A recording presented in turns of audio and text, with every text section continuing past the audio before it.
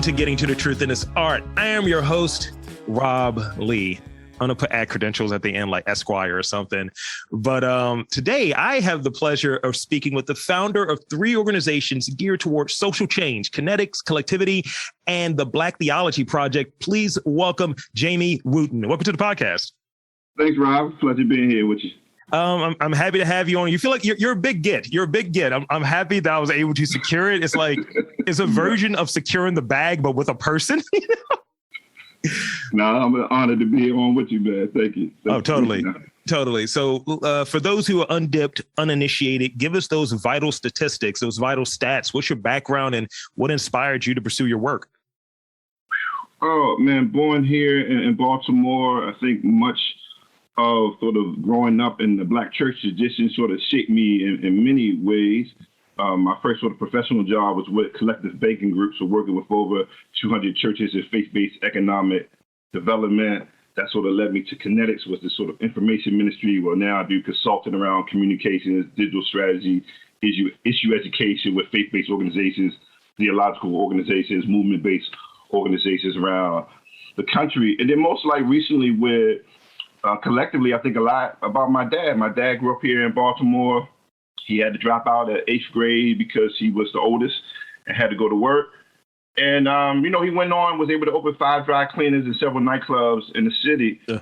And then my sister later on went to George Washington Law School and opened 2 pizza delivery stores in the city. But, I lost my sister a few years ago at 53, my dad at 56.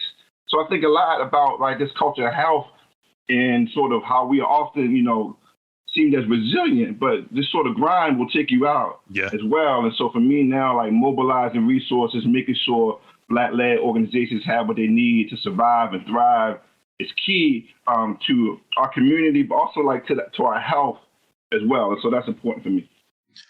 That's important. I think having those connections, very personal ones that you were describing there, just like the struggle, the hassle shouldn't be there. And I kind of, it's this notion I've been working with recently of we're not going to wait for that magic bullet, that magic key. No one's coming. The reinforcements aren't coming. We have to be able to do it ourselves. So if it, is working within a community, working within a network and being able to pull these things together, that's kind of what I see coming from what your work is. And so that kind of leads me to my next question. I find that people get frustrated in finding information on resources and support for organizations and change. From my vantage point, it's very decentralized. It's like, all right, I can go here and find this. Not everyone is savvy enough to kind of do that Google alert, of updates, grants, or what have you. So speak on some of the assets that are available through Collectively. Yeah, again, we launched in 2019 to be a resource for those that seek to find, fund, and partner with Black social change organizations. Sort of the backstory was in 2015, after the murder of Freddie Gray, I came together with a coalition to form Baltimore United for Change.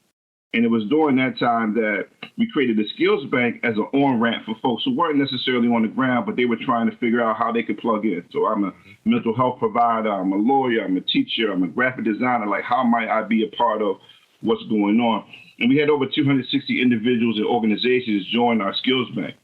We sort of used it internally as a coalition.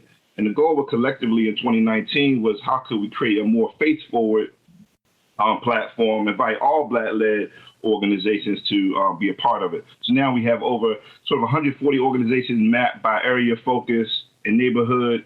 We also heard from foundations at that time that they didn't know where these Black-led organizations were. Yeah. So we said, okay, we want to take that excuse away. Let's create this platform so you can go and see and begin to search. But also for us, for the individual who may say, I want to start a mentoring program. And maybe there was no place before to do some due diligence to see maybe there's 10 mentoring programs in the community already. Maybe I should be partnering or collaborating or finding my niche in the community. We also started with our monthly micro grant where individuals can submit a 2 to 3 minute video and the community at large votes. All of our grants have been no strings attached, trying to be somewhat disruptive in a philanthropic sector where it often comes with a lot of strings and a lot of paperwork.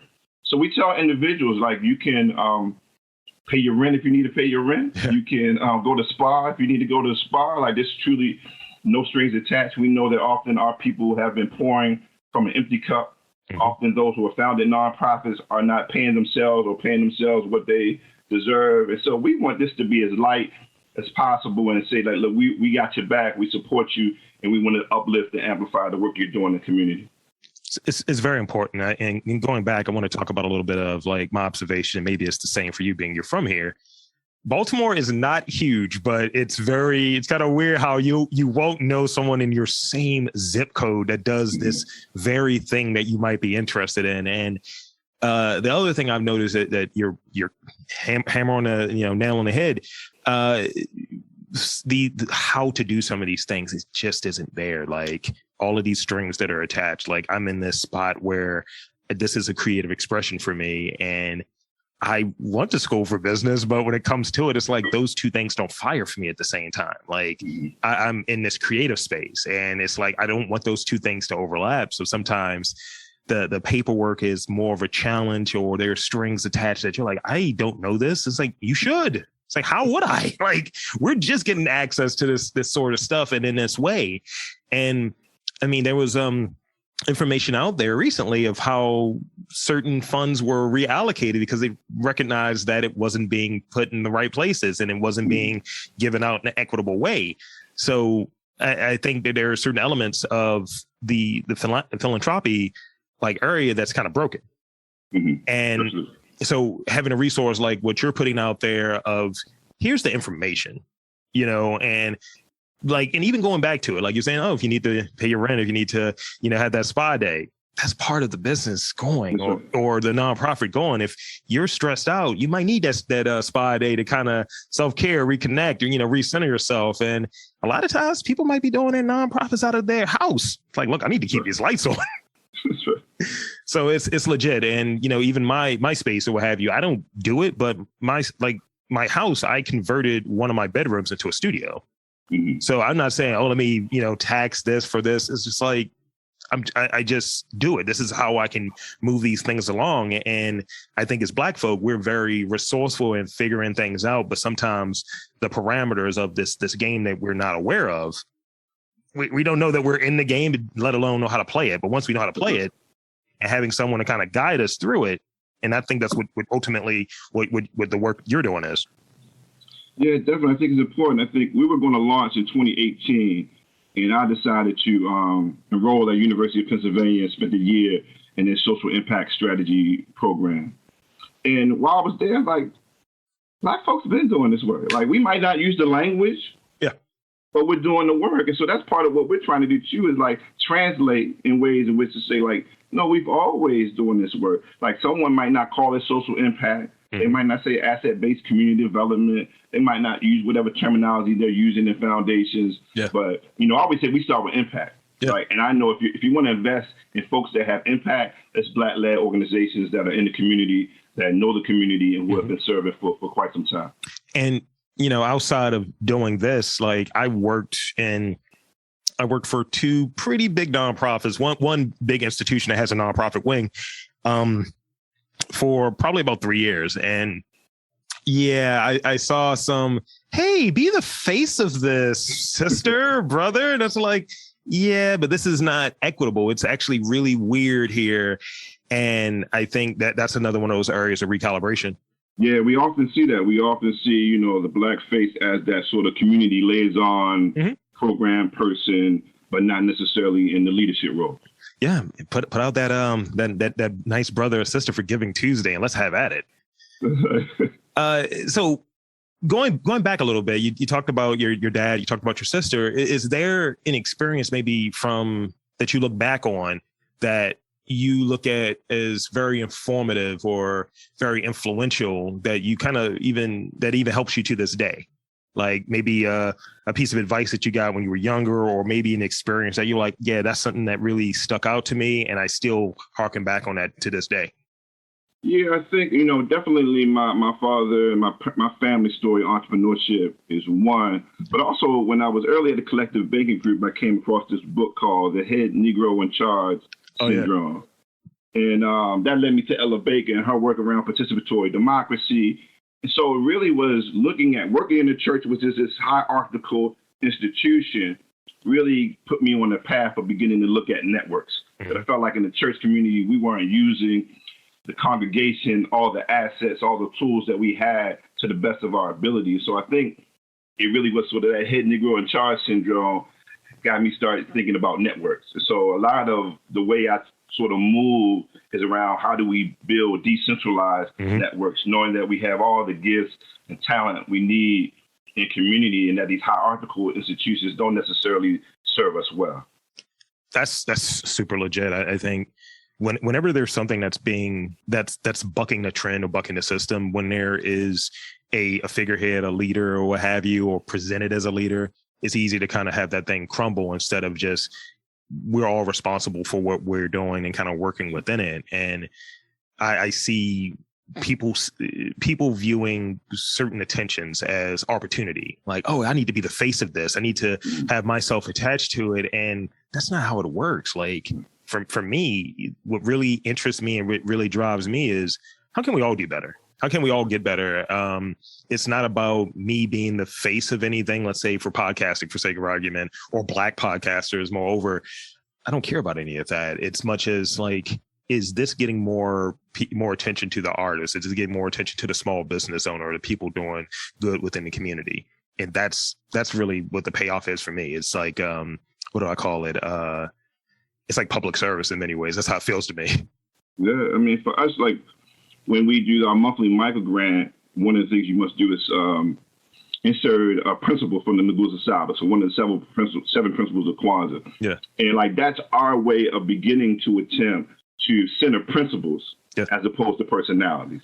So what are these sort of principles that unify us as opposed to a sort of figurehead? And so that's the next work that we'll be beginning to move into as we move to year 3 around how do we really begin to be intentional around the work and center these values and principles to sort of build a stronger community.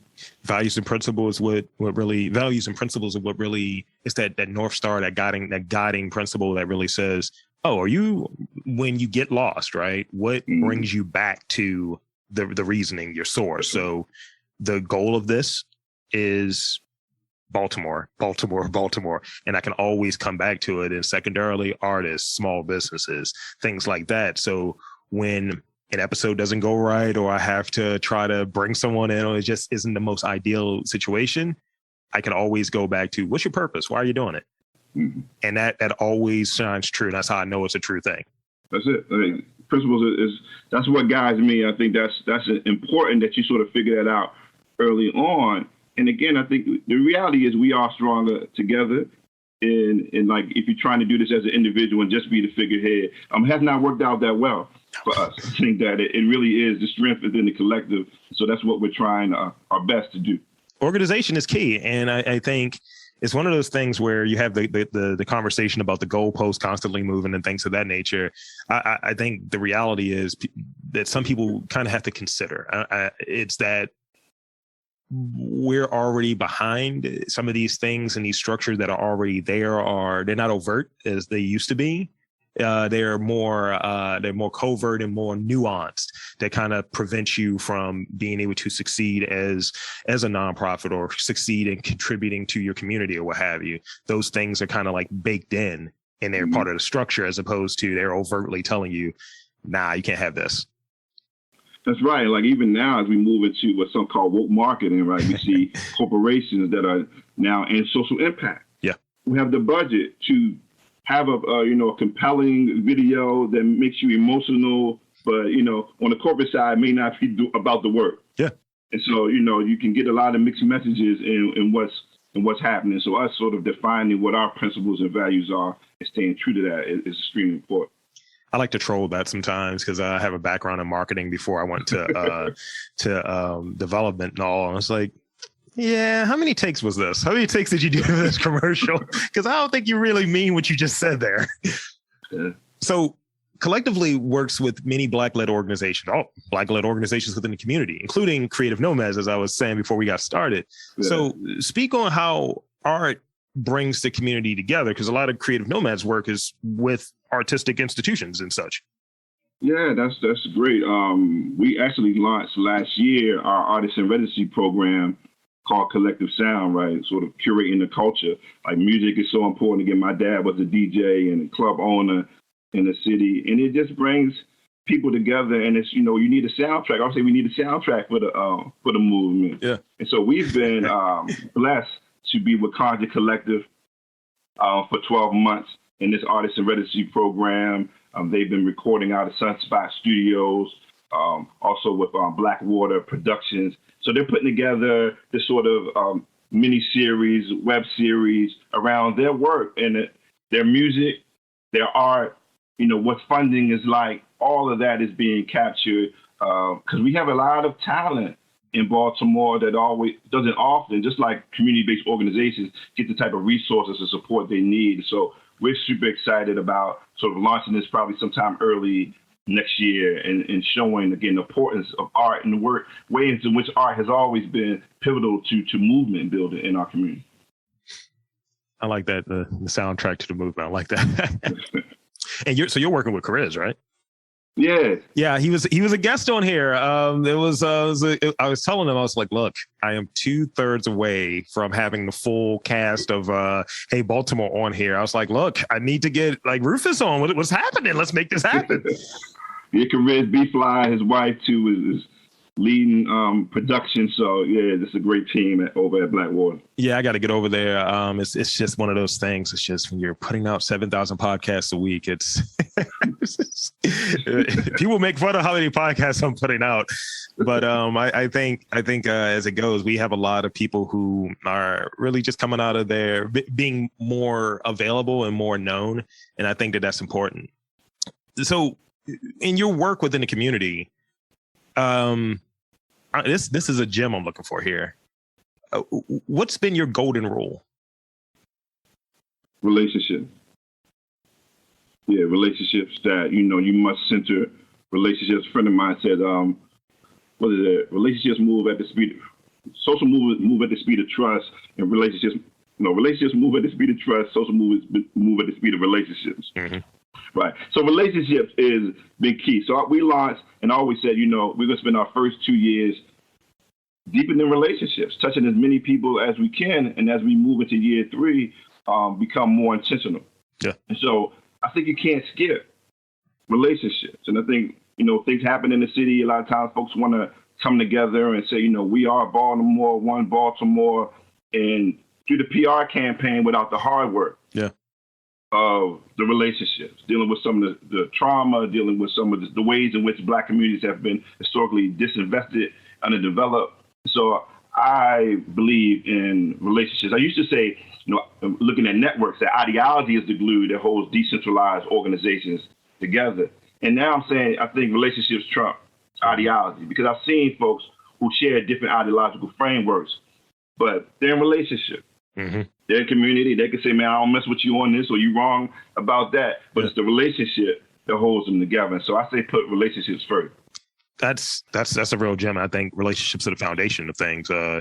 If you don't have it, then you're not really working off of anything. You're working off something that I think an ideology can maybe evolve, right? But relationships can too, but I think relationships are a little bit more inextricably connected in that way. So somebody from here, or it's one of those things like, I don't know if you run into this, but I know that I do. If I find out someone's from Baltimore, I'm like, all right, I got to support you now. This is what it is. It's kind of one of those things right there. It's that relationship of being like, what part of Baltimore? East side or west side? You almost had to do that a little bit. We can wrestle with ideology when we're in a relationship. But sometimes if you start with ideology, then it's like, well, I don't mess with Rob. That's a hard stop already. Yeah. Yeah. Yeah, that's huge. And yeah, just being there, like there's a lot of people, because you touched on woke marketing, and I'm going to steal that. I'm going to use that in conversation so much now, but it's kind of one of those things where you see people who are talking and they don't have boots on the ground. They don't have their ear to the street knowing what's going on. And what I try to pride myself on is being able to have crossover, that I can talk to the weird white folk or what have you, or the weird Black folk. I can talk to just this dude that's like, he might have had the cleanest record or have you, and be able to talk to these women, talk to the queer, talk to everyone.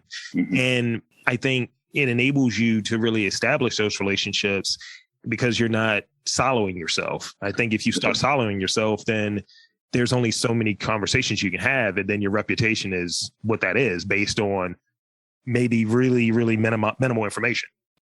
That's true. Like even when I thought I was pretty connected, and as I started building out collectively, I started seeing my own silo. I started seeing like there's people out here doing amazing work, and they didn't just start yesterday. They've been, with their head to the ground, just doing work. And so, yeah, you got to come out of your silos and touch as many people as you can. It's sort of another theory in network theory is around weak ties. Yeah, weak ties versus strong ties, and sometimes it says that you sort of exhaust your strong tie relationship. So you and I, we talk every day. Therefore, if I need a job, what opportunities I might be looking for. But it's weak ties where those new opportunities often emerge. And so I also tell people, like, make sure you're putting yourself in places with weak tie relationships, because those weak ties also have strong tie relationships, and that's often where your new opportunities may emerge.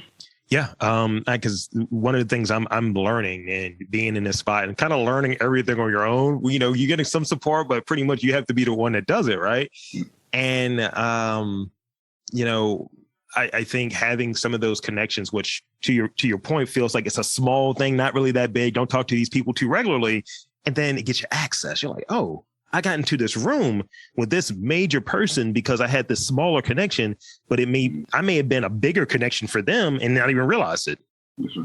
And I was like, oh, okay. So this is how this works. And it's kind of like unlearning bad habits, because I think networking or having relationships to me always felt like weird, because I think people were abusing them and using them for gain, one-sided gain, instead of it being, it's not a quid pro quo kind of thing, but instead of being, hey, you got something that I can, do, or, hey, I thought of this opportunity, or I brought you up in conversation, and I think this will really be a good connection point, and not really thinking about it like that and doing it earnestly, but just doing it like, how can I gain moving on? That's right. Sometimes for me, again, it's just building relationships, as many as you can. And then there's moments when somebody says, Rob, do you know Rob? You should know Rob. Yeah. Right. And other people begin to drop your name and put you into situations. So for me, I don't like networking as a sort of transactional piece, but really like how are we building relationships with folks? And then when the more relationships you build, the more opportunities that begin to emerge. Absolutely. Like I was at an event last night, and sometimes just being in the space, it's like somebody sees you like, I've been meaning to call you. We need to do whatever. Like, and if it wasn't for that moment, like it probably just would have passed. It's a podcast that I like, where they review movies, and they have this segment called the That Guy Award. And it's like, I don't know who this person is by name, but I've seen him in a bunch of things. I'm falling into the real life thing. It's like, that's the podcast guy. That's that tall podcast guy right there. I was like, Rob, hi. Tristan Azard, hi. One of the goals of this podcast is to show Baltimore more authentically. And not in that Black trauma way, like not to exclude it because that's part of the conversation, but really have discourse on maybe if we're going to talk about that, why, but also let's talk about the cool stuff. Let's talk about the creatives. Let's talk about all this different stuff that's happening here. It's an effort to have more say in the narrative, not to necessarily change it, because the narrative is what the narrative is, but I think it's very limited. Yeah. So when it comes to Baltimore, what do you think is missed by and large by the media? And I'll agree with that. Like, narrative power is extremely important, and I believe narrative power goes hand in hand with resource mobilization, because sometimes what you think of the community may say, well, we can't give them a grant too large, we can't give them a multi-year commitment. And so the numbers that we see, the fact that Black-led organizations only receive 2% out of the $60 billion in foundation fund, part of that is narrative work. Yeah, it's white supremacy, racism, but it's also narrative, the stories that we are being told. But to me, it's many amazing stories happening. Again, I was part of Baltimore United for Change in 2015. What emerges out of that is Hebert Brown and the Black Church Food Security Network. It's birthed, right, connecting Black farmers to Black churches, first in Maryland, Eastern Shore, and now he's hitting North Carolina and other parts of the country, doing amazing work.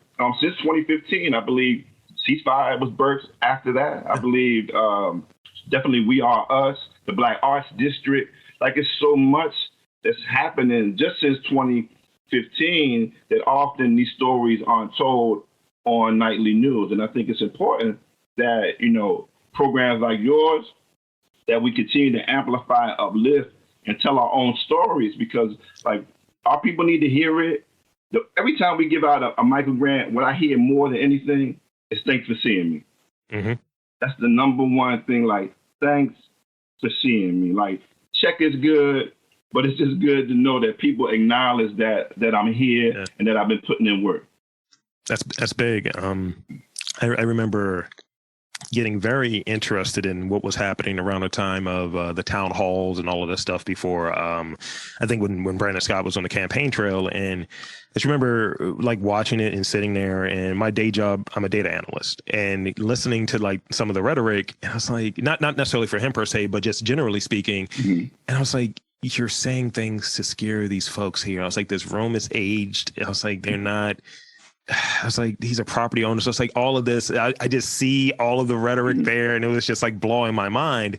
And it was a reflection of what's on the news nightly.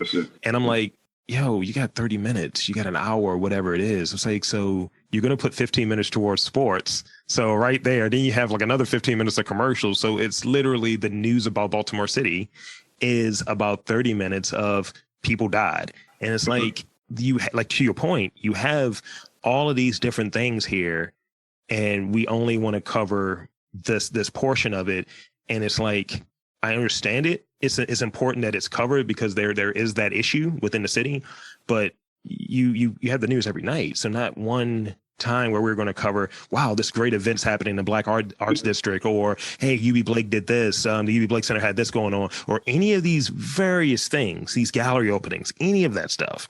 And it gives this impression that we don't have any of it here, but it's false. It's very false. I mean, it's a ton, again, that's happening. I mean, we received $200,000 from Calais Campbell, the NFL Man of the Year. Yeah. He's a Baltimore Raven.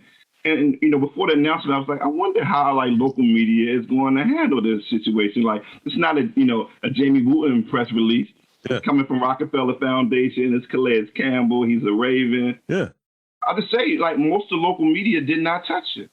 Yeah. So here's a story in the midst of COVID. It's a COVID story. It's a Black Lives Matter story. It's a business story. It's a sports story. Yeah. Crickets, for the most part, that a Baltimore Raven invested $200,000 in a Black-led organization. And it's wild because, like, I run into it. I always talk about, like, at least I used to early in the pod, like who's the representative of Baltimore. And the question used to be, who is the Black representative of pop culture in Baltimore? And I was like, we don't really talk about one. We try to reach and try to stretch for it. It's because we're not gassing ourselves up in that way. We're not celebrating those wins that are happening here, but we want to really focus on where the shortcoming is at. And that, to me, with Calais Campbell, that's a huge story. Like when I went on the site to do some research, because, I try to research, that's the first thing I saw. I was like, that's my man's right there. And, it's great. It's great that that's happening. And to me, it's almost when that information is out there, people are competitive. Athletes are competitive by nature. So it's like, I'm going to donate 300. It's like, all right, man, go do your thing. Keep going.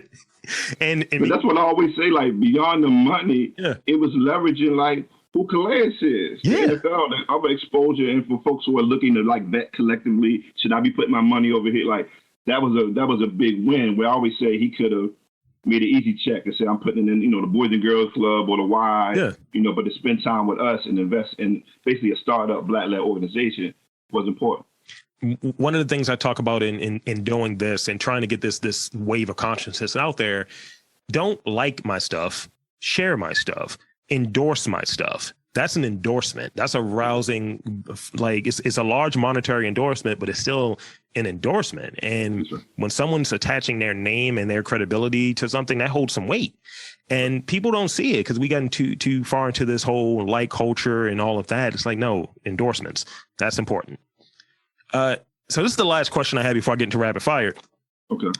When people are doing work, being in the community is not often seen or is heard. And these opportunities, so it's not often seen or is heard, but change happens when these opportunities present themselves.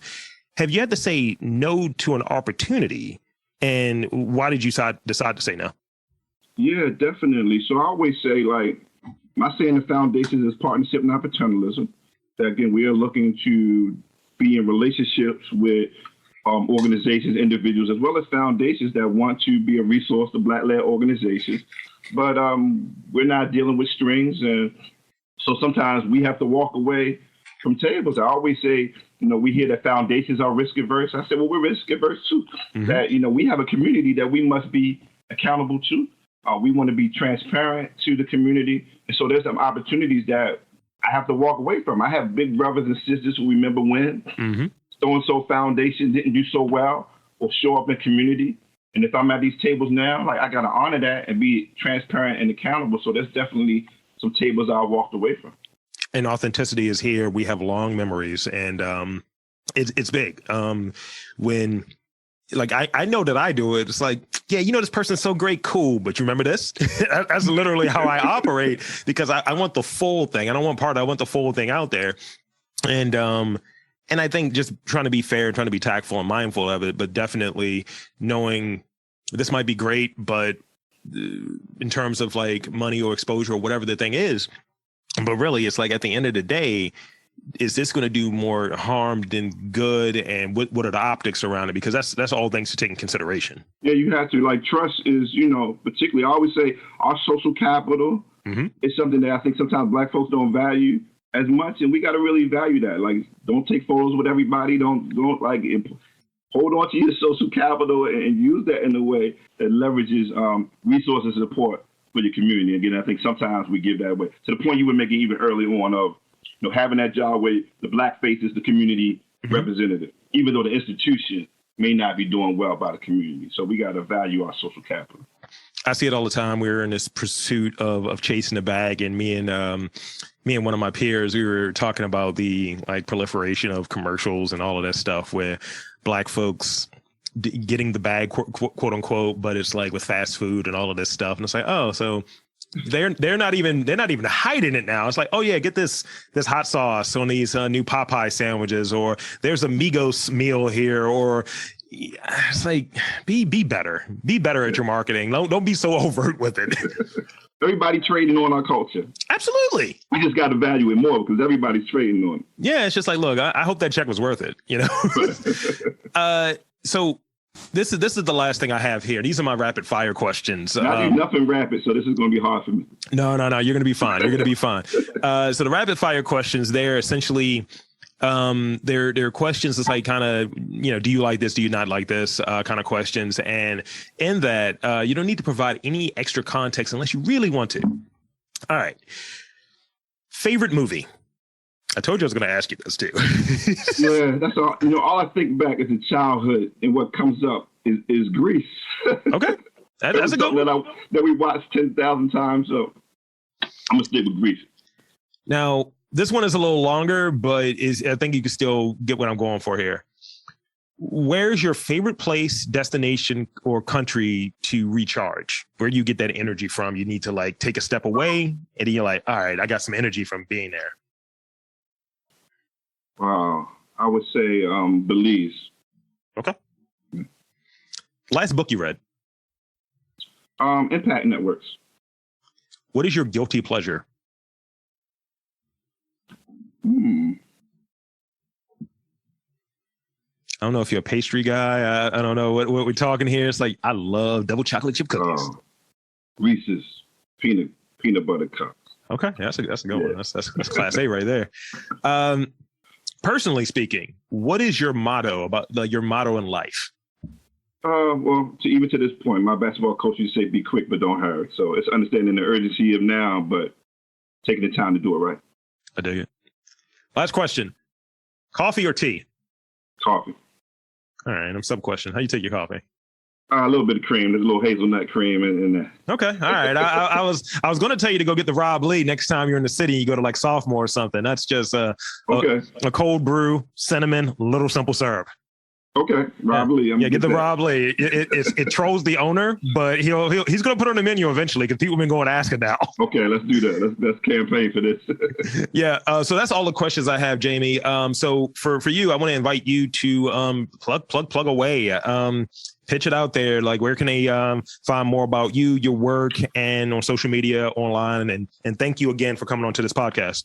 No, thanks for the invitation. Everything is collectively CLLCTIVLY. You also can get to the website, wegetblack.com, blackledbaltimore.com. We try to make it easier since collectively spelled a little bit different. Every year in August is Black Philanthropy Month. We do a 24-hour day of giving. This last year, we raised $100,000 in 24 hours. We also have a giving circle, so you can be a part of our giving circle. We have currently about 60 members, so you can join for about $360 a year. And that community together decides where those funds will go. We have events online. Of course, Conjures piece will be coming out in January, our Artist in Residency program. So just stay tuned to Collectively. We're also posting events. We're adding new donation features for all our organizations on the site, as well as the ability for them to post their events. So just stay tuned to Collectively. So there you have it, folks. I want to thank you again for coming onto the podcast, and I'm going to do my wrap up here. So for Jamye Wooten of Collectively, I am Rob Lee, saying that there are resources in and around Baltimore. You just got to look for them.